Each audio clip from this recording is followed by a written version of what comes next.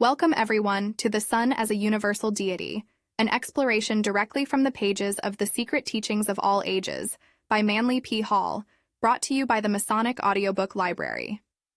Don't forget to subscribe, like, and share as we delve into these hidden teachings from ages past. The adoration of the sun was one of the earliest and most natural forms of religious expression. Complex modern theologies are merely involvements and amplifications of this simple aboriginal belief. The primitive mind, recognizing the beneficent power of the solar orb, adored it as the proxy of the supreme deity. Concerning the origin of sun worship, Albert Pike makes the following concise statement in his Morals and Dogma. To them, Aboriginal peoples, he, the sun, was the innate fire of bodies, the fire of nature, author of life, heat, and ignition. He was to them the efficient cause of all generation, for without him there was no movement, no existence, no form. He was to them immense, indivisible, imperishable, and everywhere present. It was their need of light and of his creative energy that was felt by all men, and nothing was more fearful to them than his absence.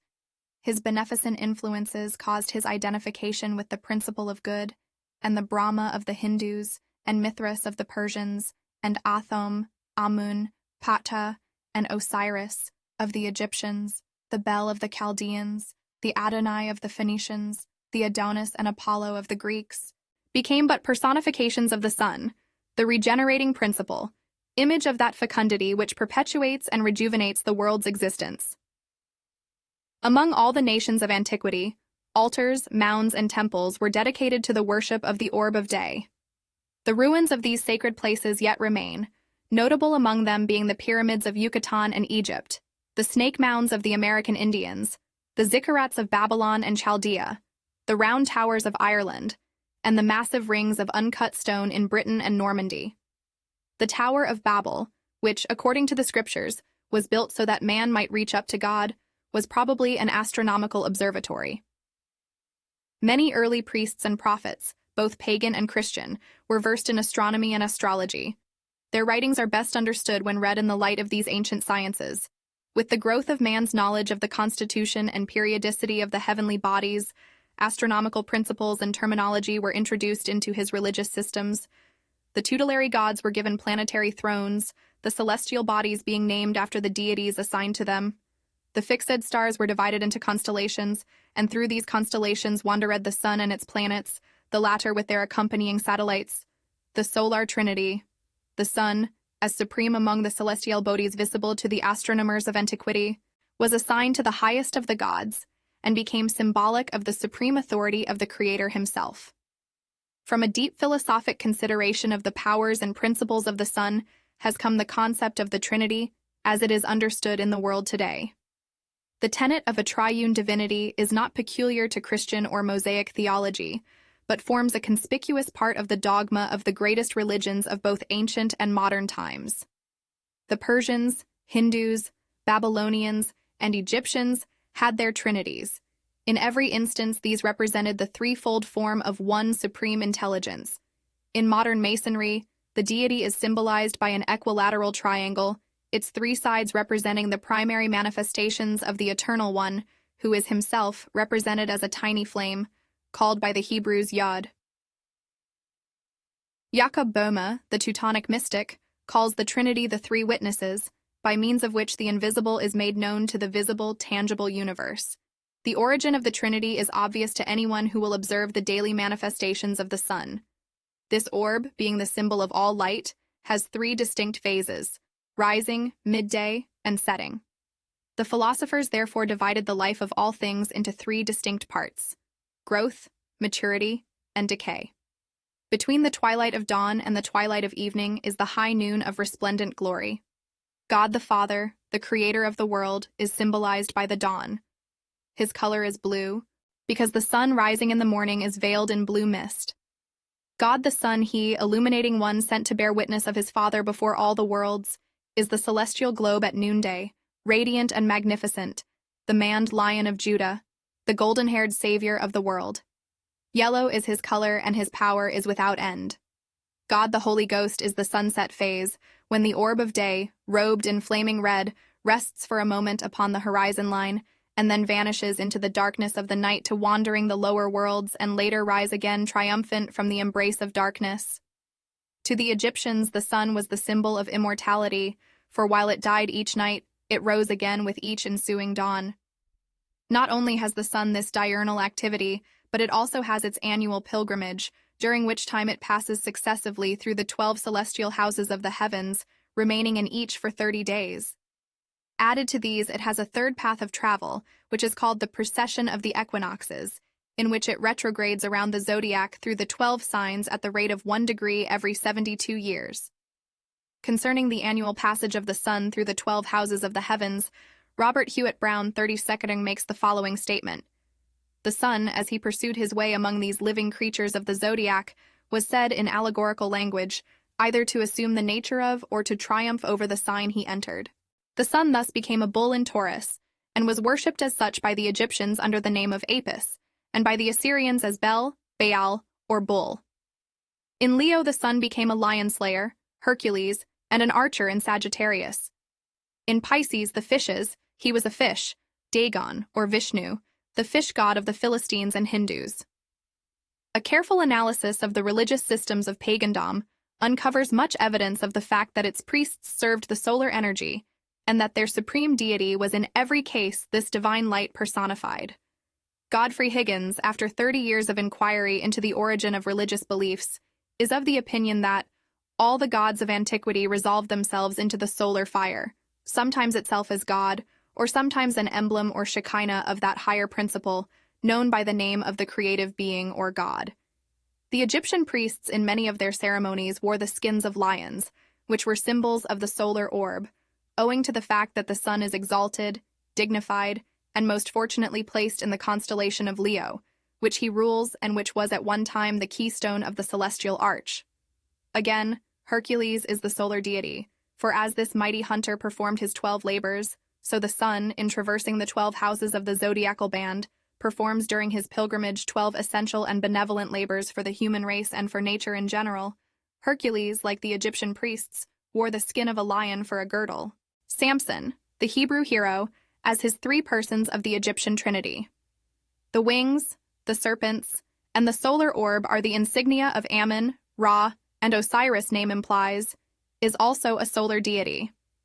His fight with the Nubian lion, his battles with the Philistines, who represent the powers of darkness, and his memorable feat of carrying off the gates of Gaza, all refer to aspects of solar activity.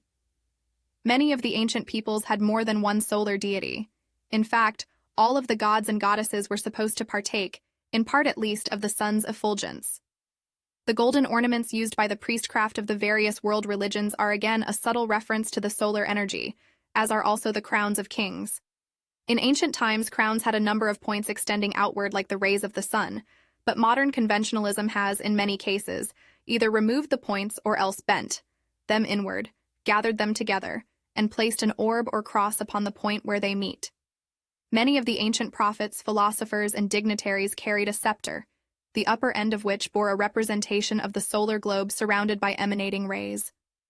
All the kingdoms of earth were but copies of the kingdoms of heaven, and the kingdoms of heaven were best symbolized by the solar kingdom, in which the sun was the supreme ruler, the planets his privy council, and all nature the subjects of his empire.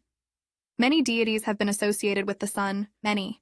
The Greeks believed that Apollo, Bacchus, Dionysus, Sabazius, Hercules, Jason, Ulysses, Zeus, Uranus, and Vulcan partook of either the visible or invisible attributes of the sun. The Norwegians regarded Balder the Beautiful as a solar deity, and Odin is often connected with the celestial orb, especially because of his one eye. Among the Egyptians, Osiris, Ra, Anubis, Hermes, and even the mysterious Ammon himself had points of resemblance with the solar disk. Isis was the mother of the sun, and even Typhon, the destroyer, was supposed to be a form of solar energy. The Egyptian sun myth finally centered around the person of a mysterious deity called Serapis. The 2 Central American deities, Tezcatlipoca and Quetzalcoatl, while often associated with the winds, were also undoubtedly solar gods. In Masonry, the sun has many symbols.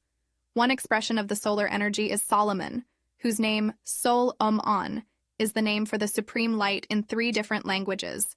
Hiram Abiff, the Hiram of the Chaldees, is also a solar deity, and the story of his attack and murder by the ruffians with its solar interpretation will be found in the chapter The Hiramic Legend.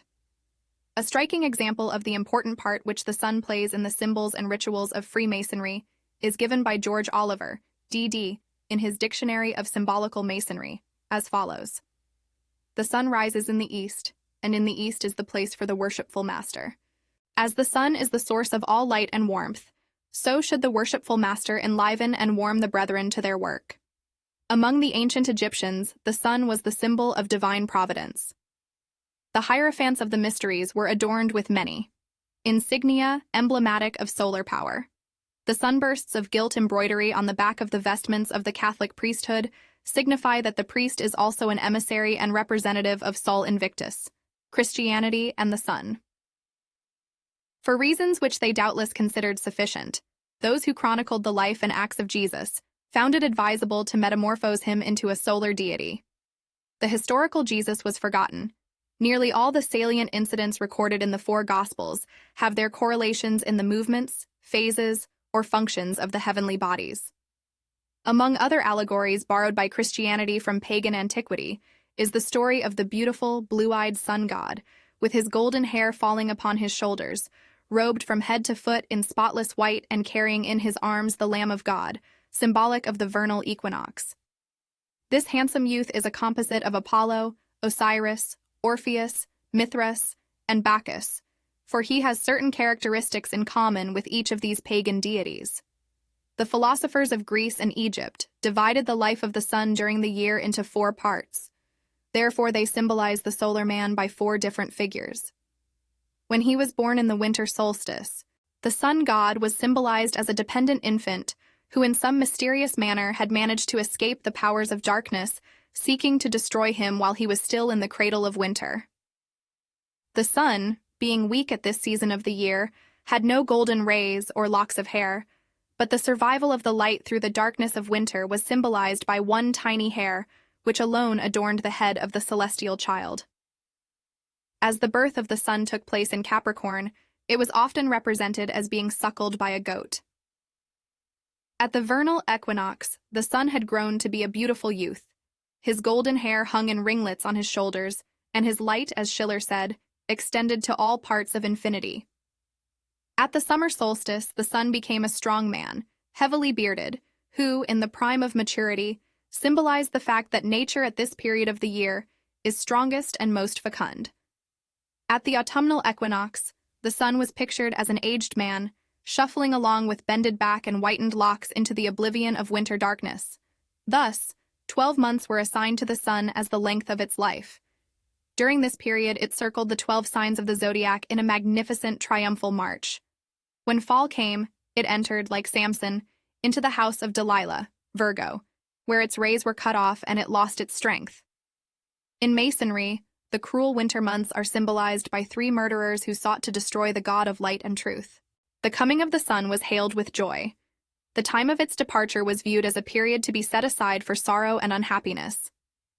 This glorious radiant orb of day, the true light which lighteth every man who cometh into the world, the supreme benefactor, who raised all things from the dead, who fed the hungry multitudes, who stilled the tempest, who after dying rose again and restored all things to life. This supreme spirit of humanitarianism and philanthropy is known to Christendom as Christ, the Redeemer of worlds, the only begotten of the Father, the Word made flesh, and the hope of glory, the birthday of the sun. The pagans set aside the 25th of December as the birthday of the solar man. They rejoiced, feasted, gathered in processions, and made offerings in the temples. The darkness of winter was over, and the glorious sun of light was returning to the northern hemisphere.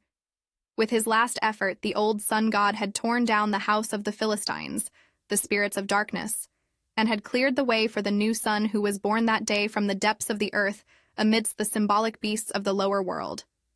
Concerning this season of celebration, an anonymous Master of Arts of Balliol College, Oxford, in his scholarly treatise, Mankind, Their Origin and Destiny, says the Romans also had their solar festival, and their games of the circus in honor of the birth of the god of day. It took place the 8th day before the calends of January, that is, on December 25th.